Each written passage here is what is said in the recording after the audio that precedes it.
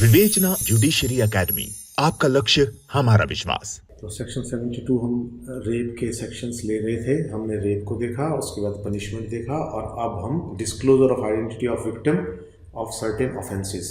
तो जो विक्टिम है यहाँ पर, जिसके साथ रेप हुआ है, उसकी आइडेंटिटी को लेकर यदि मान लो अखबार है, कोई और चीज़ है, FIR है, उसमें उसका नाम आ जाता है, तो समाज ऐसे में उसका कसूर है भी नहीं पर उसको जीने नहीं देता, उनको देखने की दृष्टि ही बदल जाती है। तो यहाँ वो समाज के अंदर स्वतंत्र रूप से रह सकें, वो जो स्टिग्मा है, लोगों तक इसकी बात ना पहुँचे, ना फैले, आम पब्लिक तक ना पता लगे, इसलिए ये किया गया है कि उसकी आइडेंटिटी को डिस्क्लोज नहीं किया जाए। तो अब देखिए, और यदि कोई करता है तो he is liable to be punished. Whoever prints or publish the name or any matter which may make known the identity of a person against whom an offence under section 64, 65, 66, 67, 68, 59, 70, 71 is alleged or found to have been committed shall be punished with the imprisonment of a description for a term which may extend to 2 years and shall also be liable to fine। अब इसके अंदर देखो, ये direct और indirect दोनों की बात कर रहा है। ये कह रहा है ना, और any matter which may make known the identity of any person, जिससे उसकी पहचान। अब उसने कहा कि देखिए, एक बालिका का रेप हुआ जिसने पिछले साल CBSE को टॉप किया। अब CBSE टॉप करने वाला बच्चा तो एक ही था उस इलाके में, तो उस लड़की का नाम पता लग गया सबको। अब सबने सर्च कर लिया सीधे सीधे कि CBSE टॉपर कौन है, तो पता लग गया। तो ऐसे भी आप नहीं कर सकते, कोई भी चीज़ ऐसी जिससे कि वो पिन पॉइंट हो जाए, ऐसा भी आप नहीं कर सकते। डायरेक्ट इनडायरेक्ट कोई ऐसी चीज़, कोई ऐसी पहचान आप नहीं कर सकते कि जगह का नाम और चीज़ का नाम, फादर मदर का नाम, ये कोई भी आप डिस्क्लोज नहीं कर सकते जिससे उस बच्ची तक आप पहुंच सके, मतलब कहने का है कि जान सके। तो यहाँ पर तो इस चीज़ को बहुत इम्पॉर्टेंट है ये, क्योंकि उसकी डिग्निटी को मेंटेन करने के लिए एक चीज़ जो घटित है वो तो ठीक है, लेकिन उसके बाद की जो स्थिति होती है वो और भी भयंकर होती है। तो उस चीज़ से बचाने के लिए हमें क्या करना है, हमें उसकी आइडेंटिटी को डिस्क्लोज नहीं करना, और कोई करता है तो उसको 2 साल तक की सजा है।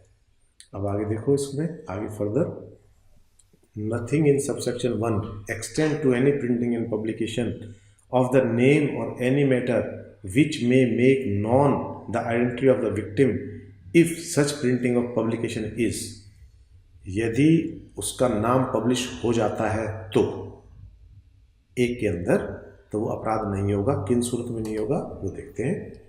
बाय और under the order in writing of the officer in charge of the police station, police station का ऑफिसर इंचार्ज है, वो परमिशन देता है। तो the police officer making the investigation into such offence acting in good faith for the purpose of such investigation, उस investigation के लिए। अभी अपराध हुआ, CCTV के अंदर भी कैद हो गया, गैंग रेप, लेकिन कोई कंप्लेन ही कोई करने नहीं आया, तो ऐसा थोड़ी गुनहगार आज़ाद बच जाएगा।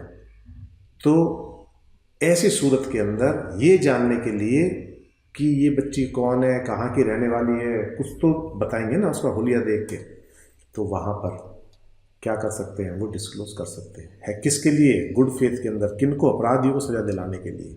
तो यहाँ पर बी देखो, बाय और with the authorisation in writing of the victim, और यदि विक्टिम कह देती है कि नहीं मेरा नाम पब्लिश होना चाहिए। बहुत बार आपने देखा होगा, एक औरत है, वो NGO चला रही है पाकिस्तान के अंदर, और यहाँ इंडिया के अंदर भी ऐसा ही है। जो पाकिस्तान के अंदर NGO चला रही है, वो हिंदू लड़की थी, उसका रेप हो गया था, और अब वो रेप उसने अपने आप डिस्क्लोज करवाया कि ये चीज़ डिस्क्लोज कर दो, सबके सामने जाने दो, और वो उनकी मदद करती है जिनके साथ इस तरह घिनौनी हरकत होती है। ऐसी बहुत सारी NGOs होती हैं, उनके अंदर वो क्या है, फिर वॉलंटरी कार्यकर्ता बन जाती है उस एनजीओ की, और ऐसी गतिविधियां आगे ना हो उसको रोकने के लिए वो अपने हादसे को, अपने नाम को सबको डिस्क्लोज करा देती है। तो उस सूरत में नहीं होगा, कोई ऑफेंस नहीं होगा।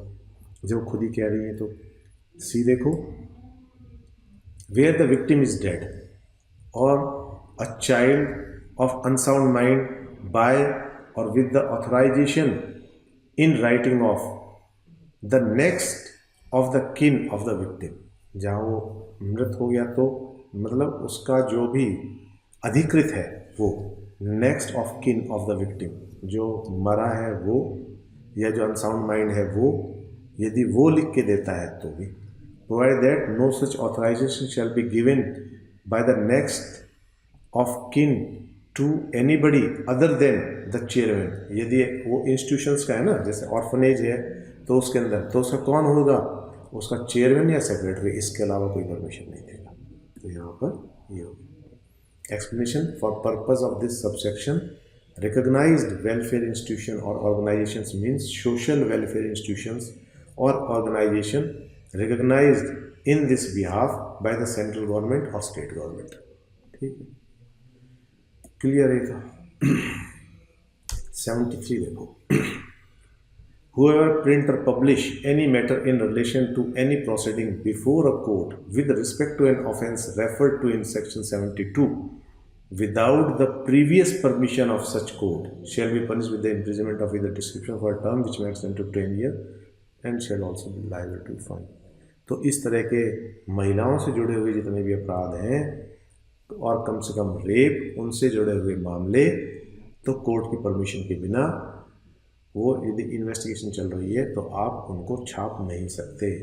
The printing or publication of the judgment of high court और supreme court does not amount to any offence within the meaning of this section. लेकिन हाई कोर्ट और सुप्रीम कोर्ट के सारे जजमेंट तो print होते हैं, उनके site पे भी डलते हैं। वो किस लिए डलते हैं? जागरूकता बढ़ाने के लिए, लोगों तक ये मैसेज करने के लिए, ये सारी चीज़ें। और ये जो है वो ऑफेंस में नहीं आएंगे। क्यों? यदि ऐसा होता है तो सुप्रीम कोर्ट भी या हाई कोर्ट भी इसमें डायरेक्शन देती है, नेम चेंज्ड, कोई और नाम इस्तेमाल कर लेते हैं, तो फिर प्रिंट हो जाता है, पब्लिक हो जाता है। जगह का नाम और इन सारी चीज़ों का नाम नहीं देते हो, जिससे आइडेंटिटी होती हो तो छप जाते हैं। ठीक है, तो यहाँ हमने पनिशमेंट को लेके ये सारा हमने किया है, और अभी वो आइडेंटिफिकेशन को लेकर था। और अगला जो हम करने वाले हैं वो है the criminal force and assault against women. अपराधों की श्रेणी चल रही है औरतों के खिलाफ, तो सबसे जो ग्रीवियस था, सबसे जो निकृष्ट था, वो तो रेप था ही। रेप के अलावा भी बहुत अपराध होते हैं जो महिलाओं के अगेंस्ट होते हैं, तो अब हम उनकी बात करेंगे नेक्स्ट आने वाली क्लास के अंदर। विवेचना जुडिशरी एकेडमी, आपका लक्ष्य हमारा विश्वास।